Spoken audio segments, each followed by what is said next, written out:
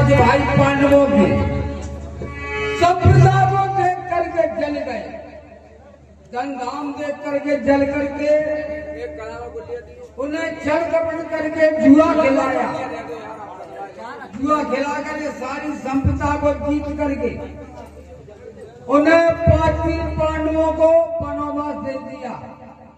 कहा हे पांडवों, तुम्हारे लिए 12 साल के लिए वनवास है, 13वीं साल अज्ञातवास की है, जिसमें हम तुम्हें ढूंढने के लिए निकलेंगे तो दूना वनवास कर देंगे।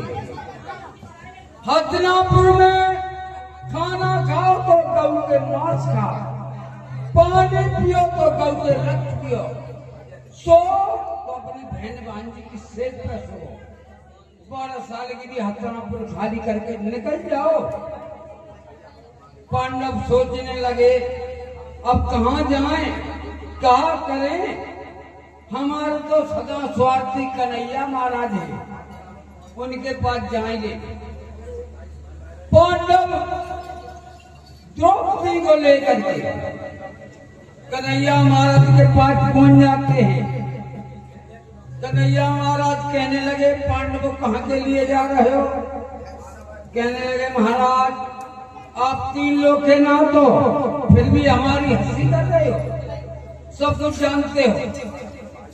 मेरे भाई दुर्योधन ने मुझे वनवास दे दिया है, आपके पास आए, हम बोलो कहाँ जाए, तुम्हारी द्वारकापुरी में निवास करेंगे।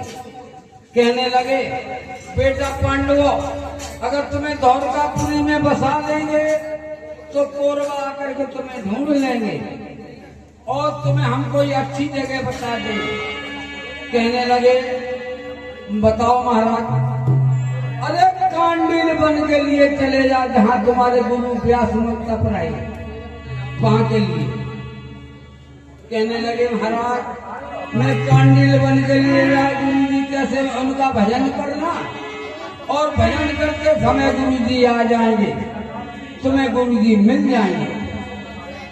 कहने लगे ठीक है महाराज, आपकी आज्ञा है, आज्ञा का पालन करेंगे, मैं उसी कांडील बन के लिए जा रही हूँ महाराज। कन्हैया महाराज अपनी द्वारकापुरी चले गए, पांडव इधर कांडील बन के लिए जा रहे हैं। अरे सुनिता वाला बारे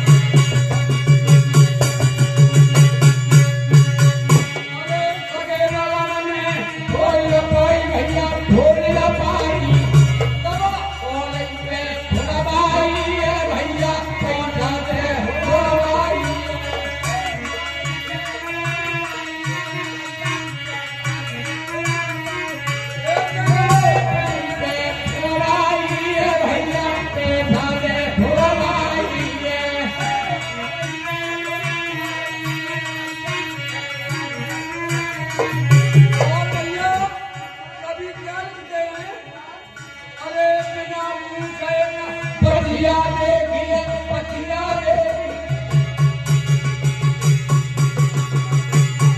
अरे बिना पूछे पतिया देवी पतिया देवी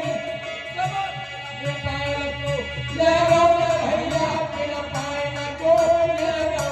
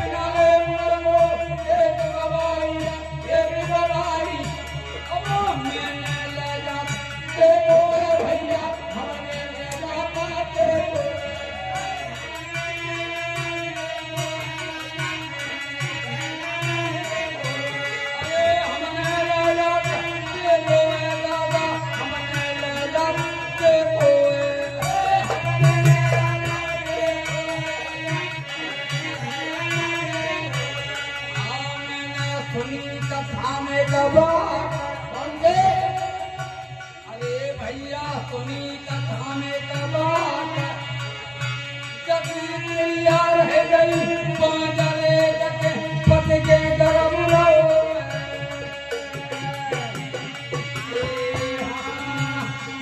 अरे बना खड़ा में तुम्हारो भाव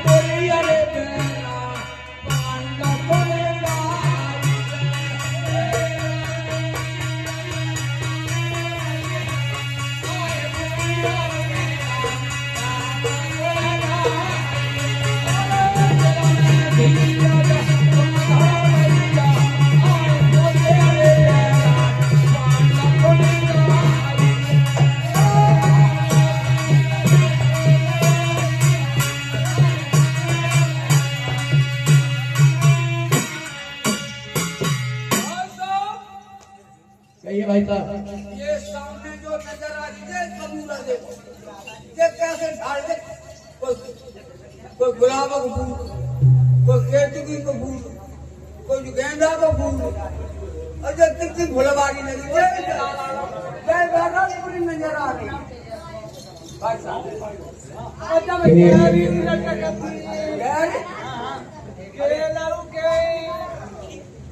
अरे वो नहीं अच्छा ये नारायणपुरी नजर आ रही है भाई साहब क्या करो आप कहाँ के लिए चलो अब चलिए जहाँ गुरु महाराज ने बताया था भाई साहब तो वो गुरु महाराज ने बताया अंगूठा बजाकर बाण को सौंप दिए उन्होंने कहा था बाण को सौंप दिए राजा के बाग के लिए पहुंच गए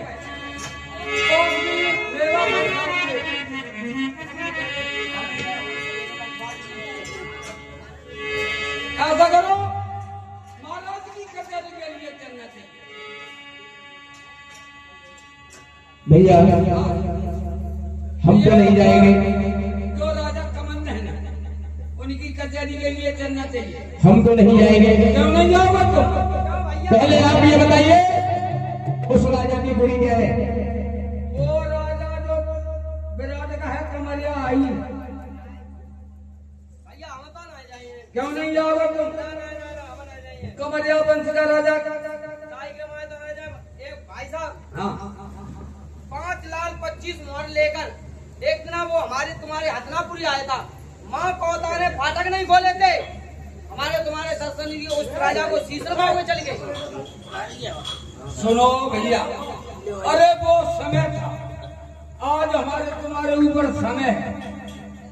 अरे उसके पास चलना चाहिए। भैया लेकिन एक बात बताओ, कोई अकल नहीं है हमारे पास अकल है। तो अकल बताए दो। सुनो, घर के भैया जो द्रोणाचार्य है, गुरुजी गुरु द्रोणाचार्य है, हाँ, उनके नाम के दोना बनाओ, फिर एक दूसरे के हाथ में रख दो। हाँ एक दूसरे महाराज की कचहरी के लिए जाएंगे, अच्छा जाकर के दोना के लिए शीश नवा लेंगे। फिर राजा ये समझेगा हमारे लिए शीश नवाया, और भैया के पीछे हमको न लगे। और जैसे ही भैया खड़े हो, हाँ तो भैया आगे भाई के लिए शीश नवा लो। हाँ भैया